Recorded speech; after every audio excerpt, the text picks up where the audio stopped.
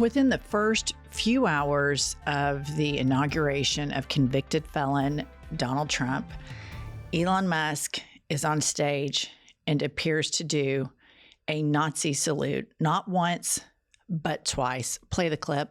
Making it happen. Thank you.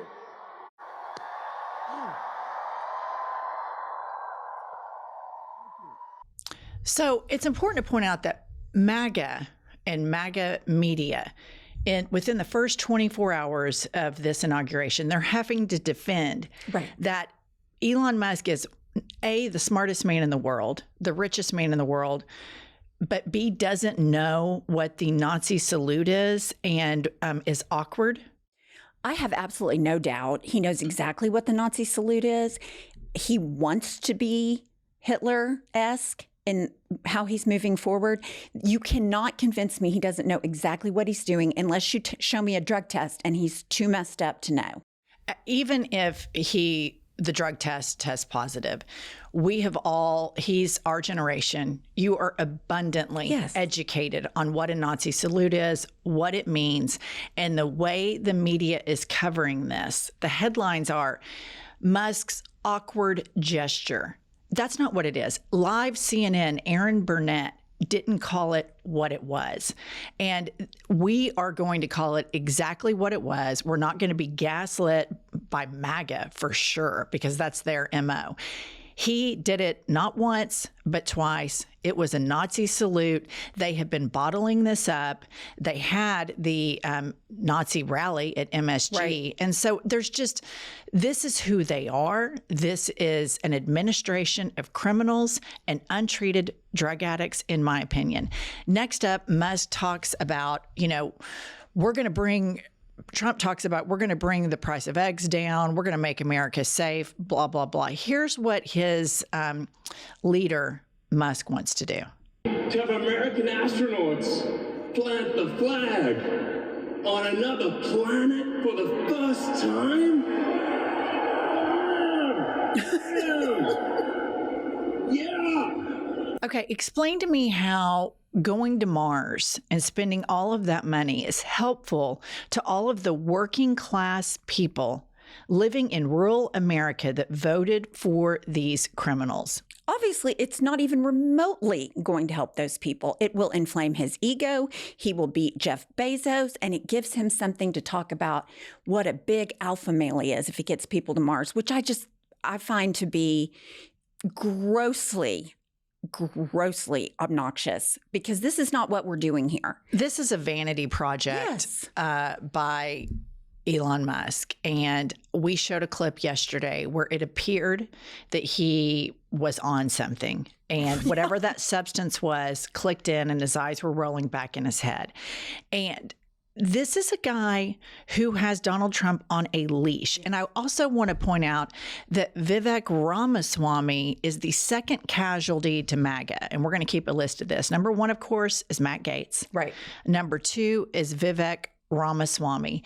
He's gone. And now we have Musk, the leader of Doge, parading around, doing all of these herkies and cheerleading jumps, appears to be tripping on drugs, and appears to be doing Nazi salutes, not once, but twice.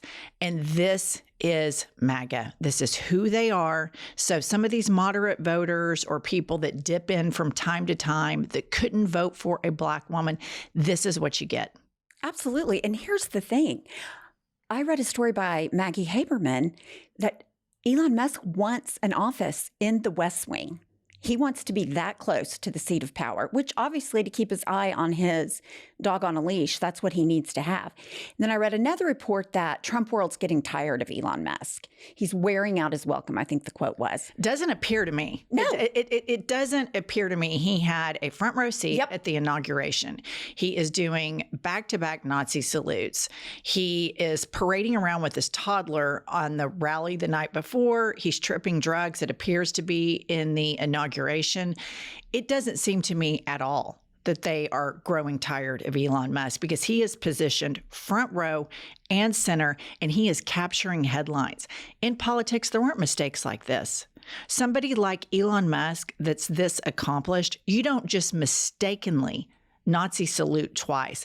And everybody can say, oh, he has Asperger's and all of this gaslighting bullshit. I'm not falling for it. It is what it is. He did back to back Nazi salutes. And what's so maddening is if you grew up in the United States and you studied World War II, and you're abundantly aware of what the Allied forces did and how all of the democracies of the world aligned to defeat fascism. We are literally on the precipice where all of the fascist governments are aligning. Mm-hmm. And sadly, because of this guy and nutbucket Donald Trump, they're all aligning what appears to be with the fascists. And I also want to point out, Trump promised on day one that he would end the Ukraine-Russia war. That hasn't happened. He also promised on day one that inflation would be fixed, and that hasn't happened. And we need to attack his presidency from all angles at all times. All he is doing is this bullshit bravado. I changed the Gulf of Mexico to the Gulf of America. All right. But here are the things that he's doing that are directly going to impact Americans. First and foremost, he removed Biden's reproductive rights website from the federal government. And he also congratulated the governor, Greg Abbott of Texas, on what a great job, bang-up job he's doing in Texas. 26,000 women have had rape-related pregnancies in the state of Texas. Women lost in this election, and this is just salt in the wound. Absolutely. And here's the thing about Trump. He told us what he would do about Roe in his first administration. He's made it abundantly clear he doesn't give a shit about women or their health care. So we went after that immediately. He's already signed the executive order to declare the border a national emergency. So he's sending military down there. He's also under that act that he is calling it a national emergency. That sets up his ability to put immigrants in internment camps.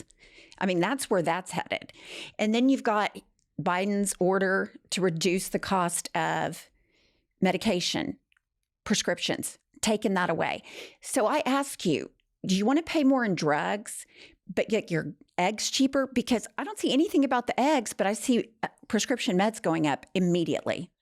He also pardoned all of the January 6th criminals, convicted criminals, and Huffington Post did a headline. It's on there right now. Shock pardons. Stop it. Nothing about this is shocking. He campaigned. He played a song for them. He revised the national anthem for these criminals. So all of you big Bible-thumping, moral majority bullshit Republicans, you are now officially the party of criminals, the party of violence, the party against police. And we have to message this very distinctly. He pardoned 1,500 violent criminals. And you know what? If you're a criminal and you say, hey, go do this for me, I got your back on the back end, he kept his word to them. And so mainstream Americans are going to be brutalized by all of this. Another thing, he withdrew from the Paris Climate Accord, and all of his dipshit, idiotic supporters stood there and cheered. Imagine that. Imagine they're standing there and cheering so that these oil companies can make billions and trillions of more dollars, and all of the carcinogens and the erosion of the climate is going to directly impact them more than anybody else, and they cheer for it. The messaging that the Republican Party has done to this idiotic base to get them to cheer for their own demise is remarkable. Oh, and they have done it with women, working class voters, I mean, across the board. I also found interesting, he signed executive orders to deregulate the oil industry and get rid of all offshore wind energy production. So all of this is going to set America back. And he said when he pulled out of the Paris Climate Accord, well, China gets to pollute. So, you know, if that's the way we're going to govern like a toddler, but I also want to point out that he continues to this day, yesterday in speeches, to confuse people seeking asylum with those that are in insane asylums. There is a definite cognitive decline here, and I hope that it is covered, because in the minute he gets off prompter and the minute he gets off script, you can see how diminished his brain capacity is and how he's unable to continue a succinct thought. And this is all hidden from the right-wing media echo chamber. Right now, our listeners are not wanting to hear a bunch of him, so we're just kind of brushing over it. But as we head into this, it's going to be important that we play and amplify how off his rocker mentally and diminished and old and incapacitated this man's brain is. And we're going to have to play it.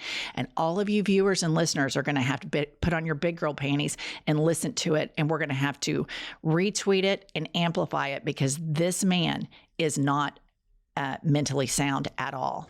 And we can't depend on the mainstream media to report it accurately. I mean, they wash him like crazy.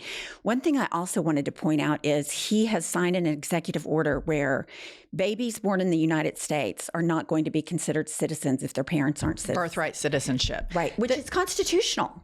Right. So a lot of that is just bluster, because it's going to take 2/3 to overturn a constitutional amendment. All of that is performative politics to his extremely racist base. And that's what they are. If you voted for Trump 3 times, you're racist.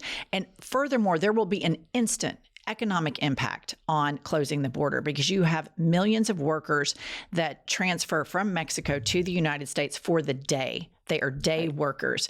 That has immediately been halted. And the economic impact of this is going to rain down. And we here are going to call it out immediately. So make sure you subscribe to our show. We give 10 to 15 minute digestible clips of the shit show, of the idiocy that is this incoming Trump administration. But fret not, our numbers are stronger than theirs, and we are going to rebel against every single second of this administration. It's so